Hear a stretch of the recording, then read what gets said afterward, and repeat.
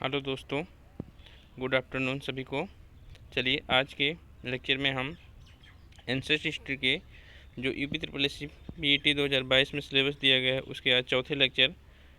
कल हमने बौद्ध धर्म को देखा था, आज जैन धर्म के बारे में देखेंगे, महावीर जी के बारे में देखेंगे, उनकी जीवनी एवं शिक्षाएँ हमारे सिलेबस में हैं। तो चलिए स्टार्ट करते हैं। तो पहले देखते हैं जैन किसको कहते हैं या जैन शब्द की उत्पत्ति किससे हुई है, तो उसके बारे में देखते हैं। तो चलिए, जैन शब्द की उत्पत्ति जिन से हुई है जिसका अर्थ होता है विजेता। तो जैन शब्द की उत्पत्ति जिन से हुई है जिसका अर्थ होता है विजेता। और जैन धर्म में कुल कितने तीर्थंकर हुए? 24 तीर्थंकर हुए हैं, जिनमें से फर्स्ट का नाम आप सभी को पता होगा। फर्स्ट जो तीर्थंकर थे वो थे ऋषभनाथ, जिनको आदिनाथ भी कहा जाता है। और इसी क्रम में फर्स्ट सेकेंड थर्ड आते गए। तो जो इसके बाद लास्ट के सेकेंड में आए 23वें तीर्थंकर, जिसको पार्श्वनाथ कहा जाता है, जिनको उनका जन्म काशी वाराणसी में हुआ था। उसके बाद जिनको हमें सिलेबस में पढ़ना है वे हैं महावीर स्वामी जी। स्वामी महावीर जी जो 24वें तीर्थंकर हुए, तो इनके जीवन के बारे में देखते हैं। उससे पहले हम देख लेते हैं कि जैन संस्थापकों को तीर्थंकर कहा जाता है और जैन अनुयायी या महात्माओं को क्या कहा जाता है? निगृत कहा जाता है। ठीक, तो चलिए महावीर स्वामी के बारे में जानते हैं, उनके जन्म से रिलेटेड चीज़ों को देखते हैं। तो महावीर स्वामी का जन्म 540 ईस्वी पूर्व या किसी बुक में 599 ईस्वी पूर्व, लेकिन जो बुक ऑथेंटिक मानी जाती है नितिन सिंघानिया जी की बुक, उस बुक में 540 को सही माना गया है। तो ज़्यादातर बुकों में 540 ही सही माना जाता है। तो उनका जन्म, महावीर स्वामी का जन्म कहाँ हुआ था? महावीर स्वामी का जन्म वैशाली के कुंडल ग्राम में हुआ था। ठीक, बचपन का नाम वर्धमान था, पत्नी का नाम यशोदा था जो कुंडियन गोत्र की थी। पिताजी उनके सिद्धार्थ जिनका नाम था गायत्री वंश के शासक थे। माता त्रिशला लिच्छवी गणराज की राजकुमारी। पुत्री जो थी महावीर स्वामी की पुत्री का नाम अड़ोज्य था और विवाह उनकी पुत्री का जमाली से हुआ था, जो कि महावीर स्वामी का प्रथम शिष्य भी था। आगे देखते हैं। तो महावीर जी 12 वर्ष की कठोर तपस्या के पश्चात जिम्बिका ग्राम के समीप ऋजुपालिका नदी के तट पर साल वृक्ष के नीचे ज्ञान को प्राप्त किए। और ज्ञान प्राप्ति में जैन धर्म में ज्ञान प्राप्त को क्या कहा जाता है? कैवल्य कहा जाता है। ठीक, अभी आप लोगों को बताया कि उनके प्रथम शिष्य का नाम जमाली था। और महावीर स्वामी जी के मृत्यु जो है 72 वर्ष की अवस्था में पावापुरी मल्लों के यहाँ पावापुरी नामक स्थान पे हुआ था। तो ये हुआ महावीर के जीवन के बारे में। आइए इसी क्रम में देखते हैं प्रमुख जैन तीर्थंकर और उनके प्रतीक चिन्ह के बारे में एक एक करके देखते हैं। तो सबसे पहले हम देखते हैं ऋषभदेव आदिनाथ, जिनको कहा जाता है।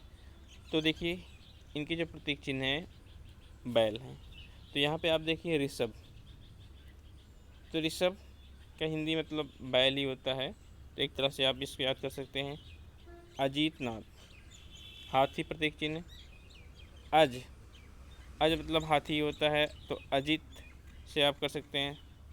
शंभोनाथ अश्व, जो चीज़ें असंभव उसको संभव करने वाला घोड़ा ही होता है अश्व, तो इसको ऐसे याद कर सकते हैं। आगे देखते हैं पद्मनाथ, तो पद्म कमल याद कर सकते हैं, चरण कमल बंदो हर राई, तो पद्म यहाँ से याद कर सकते हैं। सुपार्श्वनाथ स्वस्तिक चिन्ह है, इसको याद सकते हैं। मल्लिकनाथ कलश है। नेमिनाथ नीलकमल है और नेमिनाथ शंख। और यहाँ पर देखना पार्श्वनाथ में पार्श्व में बड़ा रा ऊपर से रा लगा है और सर्प में भी रा लगा है, तो ऐसे याद कर सकते हैं। और महावीर, महान वीर कौन होता है? जो वीर होता है वो कौन? सिंह होता है, तो ऐसे याद कर सकते हैं आप इसको। इसके बाद जैन सिद्धांत को क्या कहा जाता है? आगम कहा जाता है। ठीक, ये हो गया महावीर के जीवन से रिलेटेड सारी चीज़ें। अब देखते हैं जैन धर्म की शिक्षाओं के बारे में, जो कि सिलेबस में हमारे है। तो उसके आगे हम देखते हैं जैन धर्म की शिक्षाएं। तो जैन धर्म में शिक्षाओं के बारे में देखें तो उससे पहले हम देखते हैं 23वें तीर्थंकर पार्श्वनाथ ने 4 व्रत जोड़ा था जैन धर्म में। तो उनका पहला व्रत था सत्य, अहिंसा, असत्य, अपरिग्रह, मतलब किसी चीज़ का संग्रह ना करना। ठीक, तो इसी के क्रम में 24वें तीर्थंकर महावीर स्वामी जी ने 5वां जो व्रत जोड़ा उसे कहते हैं ब्रह्मचर्य। ठीक, तो महावीर स्वामी के द्वारा 5 महाव्रत बताए गए, जिसमें से सत्य, अहिंसा, असत्य, अपरिग्रह और 5वां ब्रह्मचर्य। और इसी जैन धर्म की शिक्षाओं में देखा जाए तो त्रिरत्न का बारे में चर्चा की गई है, जिसमें से सम्यक ज्ञान, सम्यक आचरण, सम्यक दर्शन या सम्यक श्रद्धा। ठीक, और आगे देखते हैं तो जैनों का दार्शनिक सिद्धांत जो है उसमें किसमें स्यादवाद अथवा अनेकांतवाद कहलाता है। जैनियों का दार्शनिक सिद्धांत क्या कहलाता है? स्यादवाद या अनेकांतवाद।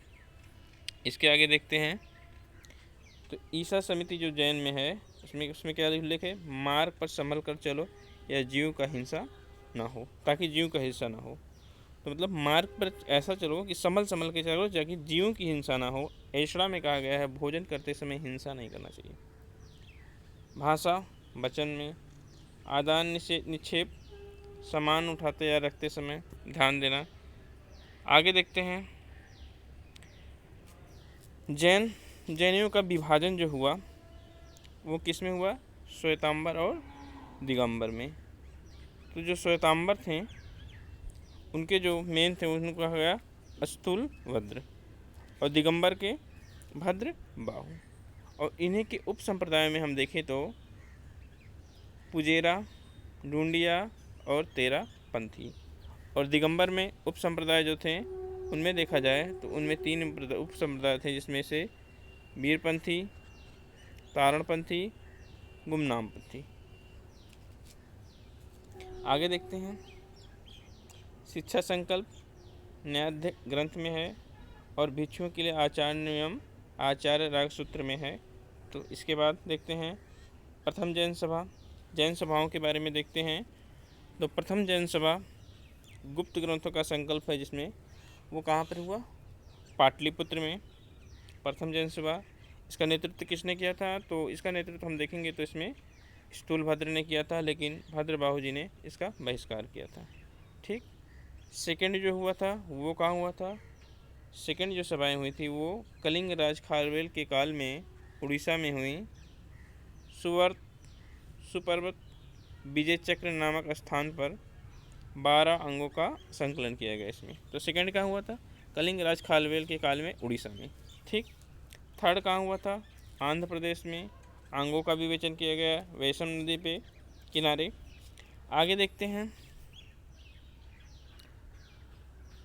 हैं इसी क्रम में तो आदिनाथ और ऋषभदेव की चर्चाएं हैं जो वो प्राचीन काल के ऋग्वेद काल में ही की गई हैं उनके बारे में। तो यहाँ से देखना। और अजीतनाथ का यजुर्वेद में अजीतनाथ का तो प्रतीक चिन्ह बताया गया था, हाथी है। ठीक, आगे देखते हैं जैन धर्म किस किस पे विश्वास करता था। तो जैन धर्म जो है वो पुनर्जन्म और आत्मा में विश्वास तो रखता था, लेकिन वेद में विश्वास नहीं रखता था। ईश्वर में विश्वास वैसे तो देखा जाए तो नहीं रखता था, लेकिन ईश्वर में विश्वास रखता भी था तो वो जैन की नीचे, मतलब जैन को प्रथम स्थान दिया जाए और उसके नीचे ईश्वर का स्थान दिया जाए, तो ऐसा कहा गया है। आगे देखते हैं तो जैन तीर्थस्थल में माउंट आबू दिलवाड़ा राजस्थान में है, पालीताना मंदिर गुजरात में है, गिरनार गुजरात में है, शिखर जी झारखंड में है, श्रवण बेलगोला कर्नाटक में है। इसके आगे देखते हैं नोट्स कुछ देखते हैं क्या लिखा है। हथेली पर पहिए वाले हाथ, ये है हथेली, ये है पहिए वाले, किसका प्रतीक है? अहिंसा का प्रतीक है। ठीक, और आगे देखते हैं तो जैन जो ध्वज होता है उसमें 5 रंग का उपयोग किया जाता है, और जो सफ़ेद वाला होता है इसी में चक्र बने होते हैं। तो लाल, पीला, सफ़ेद, हरा, नीला। तो जैन ध्वज में कितने रंग होते हैं ये तो पूछा जाता है? 5 रंग होते हैं। ठीक, तो यहीं तक लेक्चर था जैन धर्म का। Thank you. यदि लेक्चर अच्छा लगे तो लाइक करें, सब्सक्राइब करें और शेयर करें, कमेंट करें। इससे रिलेटेड वीडियो और आगे कल देखेंगे।